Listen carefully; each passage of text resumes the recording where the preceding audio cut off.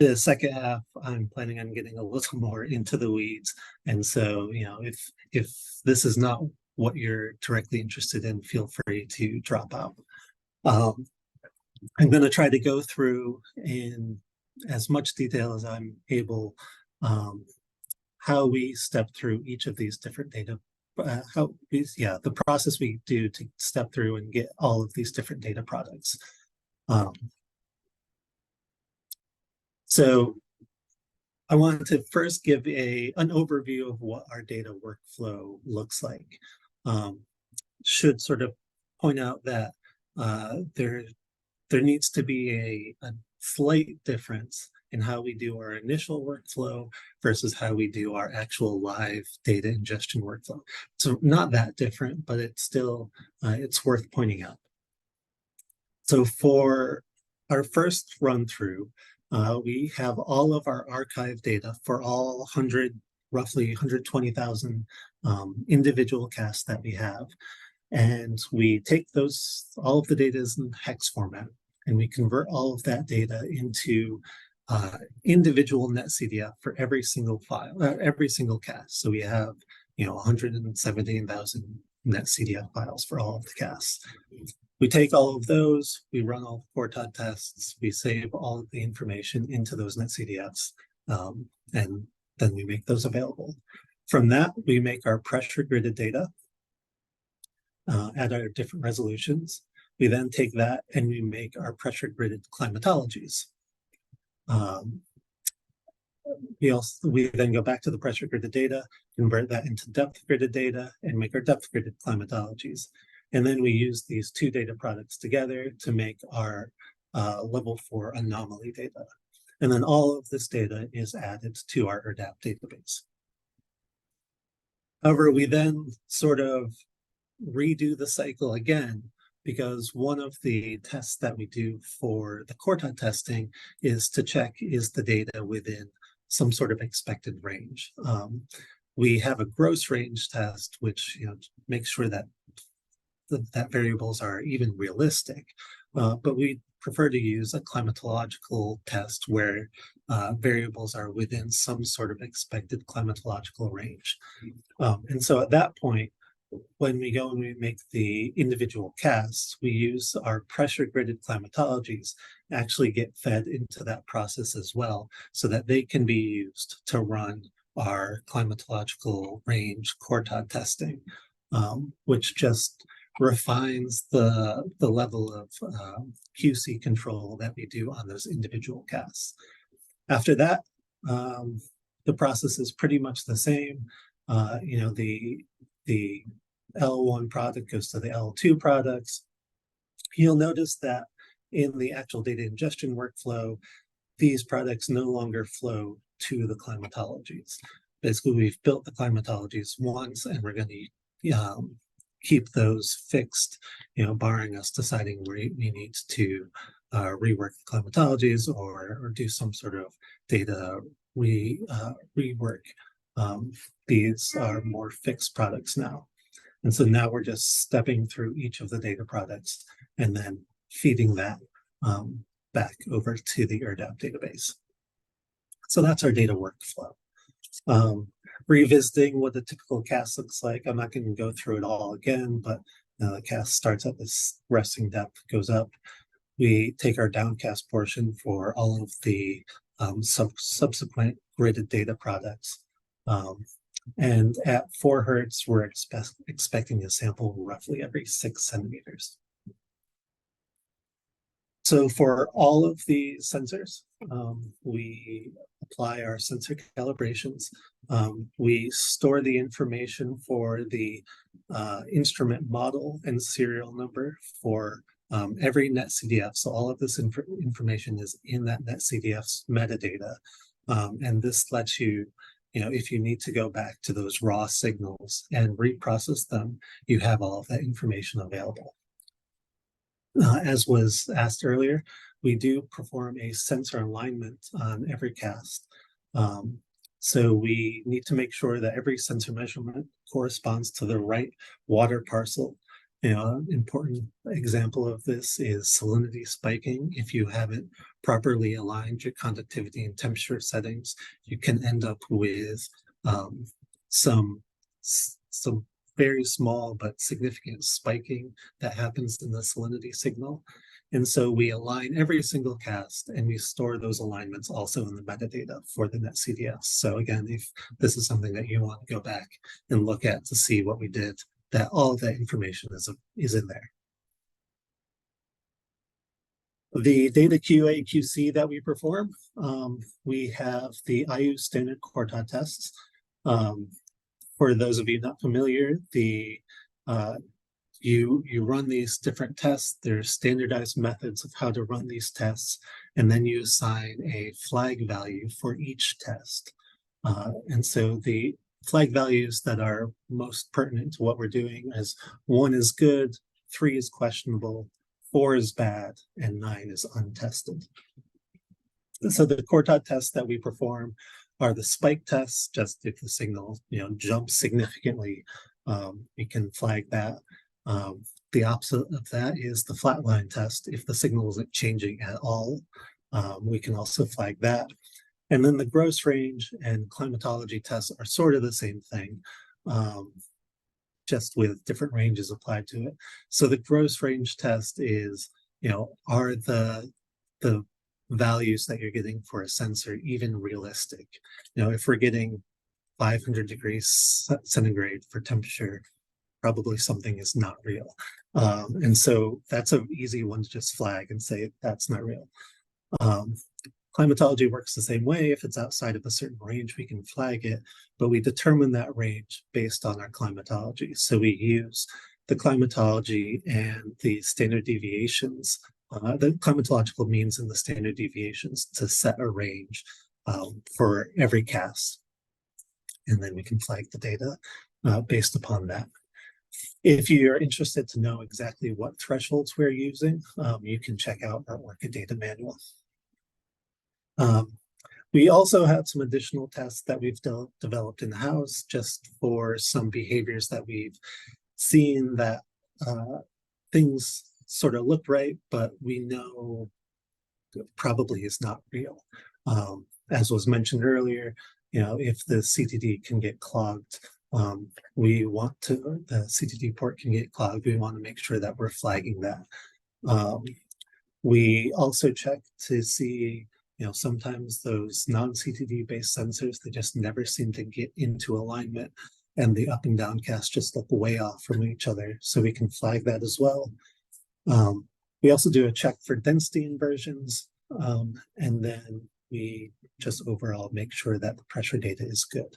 If we don't have any pressure data that's valid, we can't say where in the water column any of the samples were taken, and so it doesn't make sense to keep them. One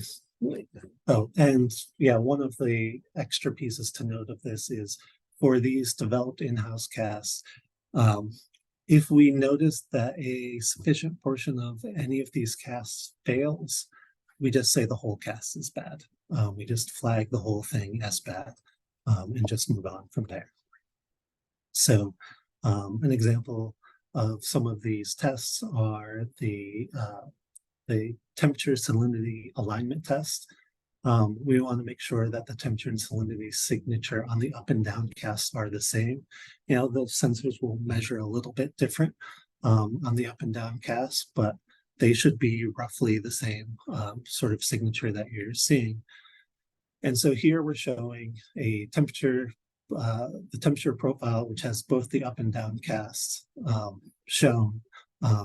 Red is temperature, green is salinity, and you can see that they're pretty lined up with themselves. So this is looking pretty good. And when we plot things in TS space, separating by the up and down cast, we can do a best fit of the up and down cast points. This is sort of a rough sort of test to do, but it works pretty well actually. And as long as those best fit lines are looking pretty similar, then you say things are working pretty well, and we can trust the signal. However, for instance, when the pump port gets clogged, you can end up with this case where the temperature is measuring one thing on the way up, but because the system is clogged, the measurements sort of start lagging behind, and they're sort of showing a signal more akin to what you would expect at different pressure levels. And you get this separation in the signals on the up and down cast portion. You can see that in salinity as well. And so when you do the best fit lines for these, you see that they're not aligned at all. And so in this case, we're saying that something is wrong. TS is showing a completely different thing on the upcast versus the downcast. And so we probably shouldn't be trusting this data. One of the other tests that we do is a density inversion test. So in that case, we do allow for small density inversions to occur. We could detect some, and we shouldn't just immediately throw the whole thing out if we detect a few. But if they are occurring over a significant portion of the water column, be that a large pressure range, or just too many of the points, then we say something weird is going on. And again, we probably shouldn't be trusting this profile. So here I'm showing a profile of potential density, zooming in on just this area where some weird stuff is happening. The dots are the individual samples, and then the black line is the smooth data. And so you can see these areas where these density inversions are happening. Doing the same thing by taking the potential density gradient, the vertical gradient, and you can find these areas where the system goes negative for a good length of time. And so again, it seems something might be going wrong with the system, and we probably don't want to trust this too much. So those are some of the QC tests that we have. After we've processed all the data and done all the QC on it, then we move on to doing the pressure gridding. When we do the pressure gridding, what we do is we take just the downcast portion, and first we smooth the data with a rolling centered mean with a window width of 1 grid size. So that window width, if it's a 0.25 decibar gridded product, then we're going to use a 0.25 decibar smoothing window. So that rolls across the data, and whatever points that are in there, they get averaged together. Before we do any of that smoothing, we do exclude all bad data from the system. So anything that we've just said, that's not real, we just throw it out and don't smooth it at all. We then take that smooth data, we do a best fit line, and then we interpolate onto the fixed pressure grid that we've determined for each buoy. On the right, I'm showing an example of how that works. Showing an example where we do have a questionable data point, so you can see the impact of how that changes the resulting gridded data product, but also how it changes our resulting gridded data product QC flag. So we've created this method to propagate those QC flags through to the gridded data levels as well. By the way we do it is we look at the QC flags for every point that would be within that smoothing window. So it's plus or minus half of a grid size. For example, if you have 1 decibar gridding and you're looking at the 10 decibar point, you're going to look at the QC flags for all samples between 9.5 and 10.5 decibar. So if all of the flags within that window are bad, the new point is just bad. If there's no data within the window, something happened, samples weren't taken, whatever. If there's a point there, but there's data around it, but just not within that window, we're assuming that the system just interpolated across that. Any interpolated data, we're just going to flag as being questionable. So we give that a flag of 3. If more than 25% of the points within the window are questionable, we also flag that resulting gridded point as questionable. And then for all other cases, we assume that the data is good and we just give it a QC flag of 1. So zooming in on this section of the pressure grid where you've got this spike, the different gridding sizes do a good job of highlighting how that impacts things. So the samples are the little circles. The upside down triangle is the 0.25 gridded resolution, and the square is the 1 decibar gridded resolution. And you can see the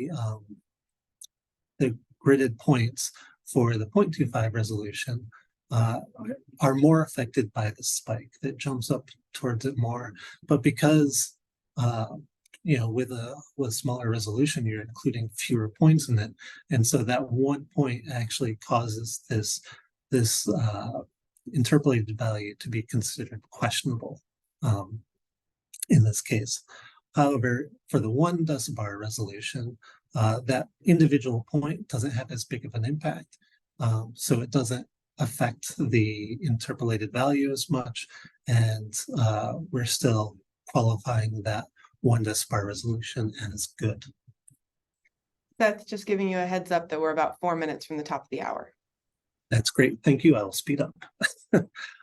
So here's just a plot of looking at some of that gridded data, just to see what you can do with it. You can see some areas where it's questionable and sort of thrown out. But yeah. For the depth gridding is roughly the pressure value, the number associated is roughly equivalent to depth, but not exactly. And because depth is more natural, according for many users, we want to convert pressure to depth. We do that just by using a hydrostatic depth. So it's just, pressure reference to this or depth reference to the surface, and we interpolate through that. We interpolate those hydrostatic depth for every cast onto a fixed depth grid. Our climatologies. For the climatologies, we have means and standard deviations for every sensor. We only use the period from 2010 to 2022. We use that time period just because it's the only consistent time period across all the buoys. So even though we have data back till 2005 for some, we're not using that to build the climatologies. Climatologies are only considered complete if we have at least 6 full years of data for the buoy, and a year is considered full if we have casts on at least half of the days during that year. But with that, we only have 3 buoys which are considered complete: Tuano, Hoodsport, and Carr Inlet. To build our climatologies, first we average all of the gridded casts taken on any given day. This prevents biasing against days with higher sampling. So during the summer, we actually take multiple casts a day. We have more sunlight to recharge our solar systems. But by averaging them, we just get 1 representative cast for a day of year. We then find the day of year for every cast, and then we average all the days of years, all of the day of years together for every Z level, so pressure or depth. So you get 1 average value for every day of year at every depth level. With that, we'll still end up with some pretty noisy data. And so we perform a 2D convolutional smoothing of the data. We use a second order Langevin filter. For those of you not familiar with what the kernel looks like, I've included a picture here. The filter has a 6-week time dimension half width and a 2.5 Z units, so 2.5 decibar Z dimension half width, and then we use periodic boundary conditions in the time dimension so that it just loops around going from December to January.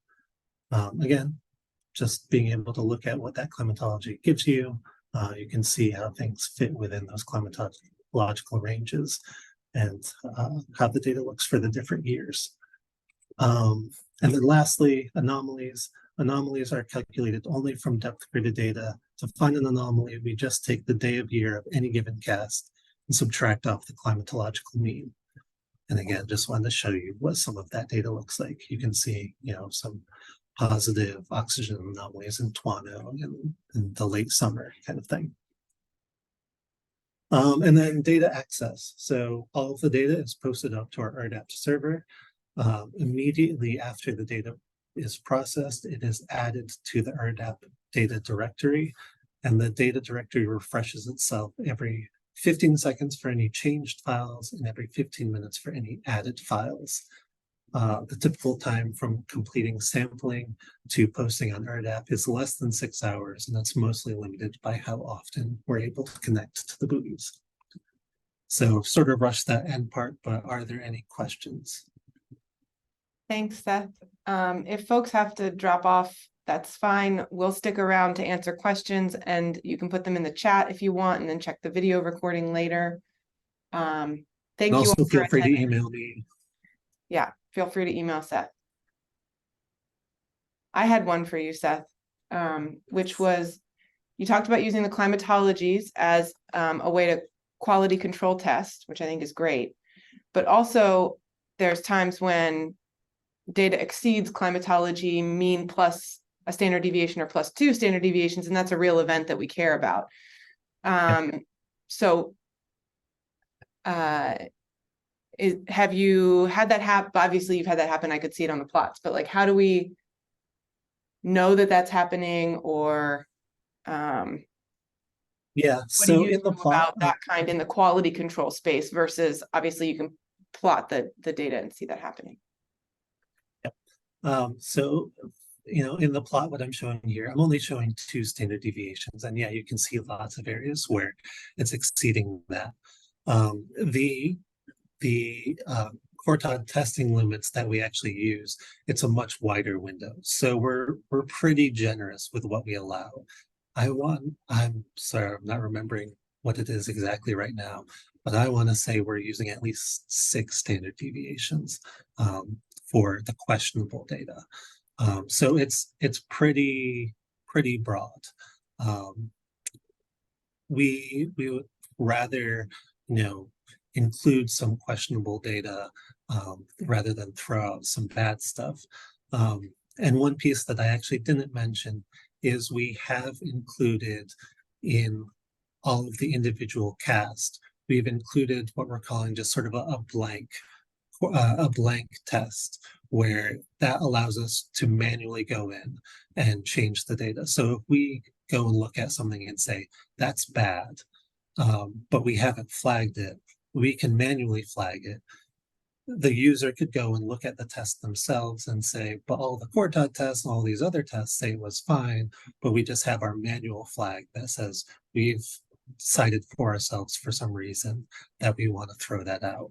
And so that's kind of the other way that we try to be pretty generous with what we keep in, but we allow something for us to manually throw stuff out. Great, thanks. Anyone else?